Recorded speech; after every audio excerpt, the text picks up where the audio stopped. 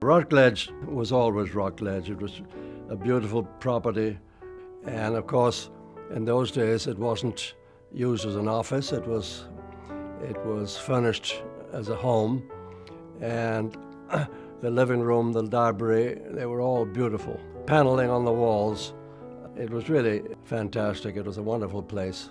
The entrance to start with was beautiful. Oak paneling, and then you walked into a huge living room, beautifully decorated, nice furniture, with open doors onto the lawn on that side and a view of Long Island Sound. The front door, as it is today, is unique. If you go and look at it, the ironwork tells a story. There's an Irish background to what that story tells you of the front door. From there, you come inside, and the staircase is wide, wooden, oak paneled all the way up with banisters. On the front side of the house to the right was the library, which was very large, had a huge oak table in it. I believe the table's still there. My mother would tell me the story that James Farrell, who was quite a kind and generous, relaxed person, he was director of U.S. Steel in its heyday.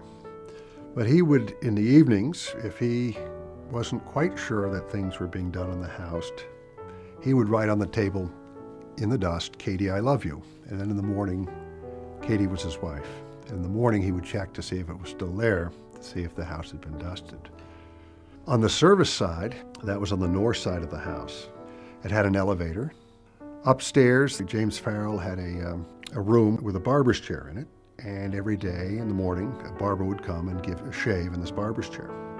Further upstairs, there were a lot of small rooms for the service. Joe, who was the groundskeeper, and then there was Joe the flower man, Little Joe, who was one of the caretakers, and there were two others.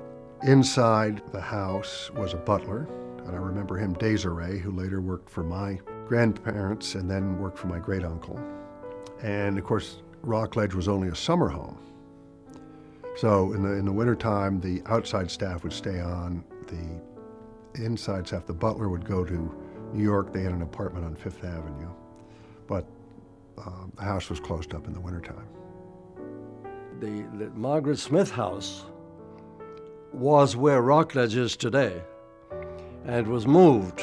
Apparently Mr. Farrell and the owner at that time made an agreement that this big wooden house, which was on Rockledge property, was moved over to what is then became the Smith property, and Rockledge itself was built, but built of wood. And the first Rockledge home of the Farrells, the senior daughter, married to Mr. Murray, had her wedding there. The wedding took place in the house, plus the grounds. During the wedding, the house caught fire, and all the guests had to rush into the house to salvage the wedding presents and bring them out and throw them on the lawn. That was the end of the original Rockledge home. The Farrells died in 1943. The family tried to keep Rockledge in the family. They did for 2 years. It later was bought by Remington Rand, and they used it as their corporate headquarters. And then when General MacArthur became chairman of Remington Rand, they used that as his office.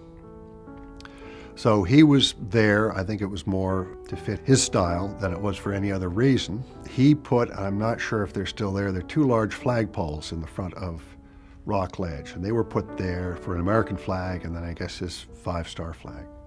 After that, it became Thomas School, and before they merged with King's School and Low Haywood, or when they did, then it was bought by Continental Can. There was a great uproar by the community of building an office building.